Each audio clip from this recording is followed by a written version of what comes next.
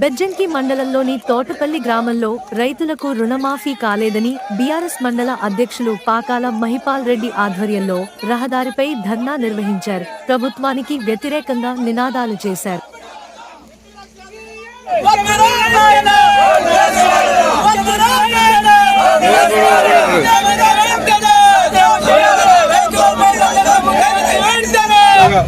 ఈ Indian bank పరిధిలో ఉన్నటువంటి 1400 మంది రైతుల ఖాతాలు ఉన్నట్టయితే దీనిలో 300 ఖాతాలు మాత్రమే రుణమాఫీ రైతులైనరు.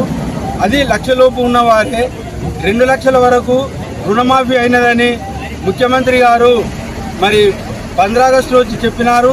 కానీ 32,000 కోట్లతో మంజూరు రుణమాఫీ తీరుతుందని చెప్పి 17,000 కోట్లనే వేసినాడు.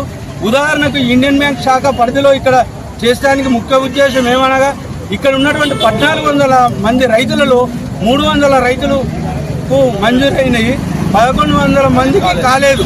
అంటే దీనిలో ఎంత పర్సెంటేజ్ కాలేదు అనేది రైతులు ఆలోచించి ఇక్కడికి వచ్చినటువంటి స్వచ్ఛందంగా వచ్చినటువంటి రైతులు వాళ్ళ ఆవేదనను వ్యక్తం చేసినారు.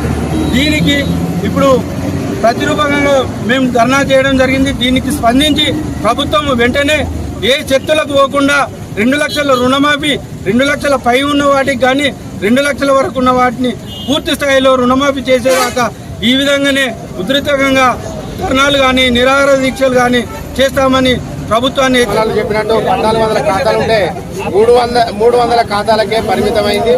ఇంకా 1100 ఖాతాలు మాఫీ చేయవలసి ఉన్నది. ఇప్పుడే ఒక రైతు లక్ష్మీపూర్లో ఒక రైతు వచ్చిండు. పాపము ఆయన నిరుపేద కుటుంబం, ఆయనకు ఐటీ లేదు, ఏం లేదు.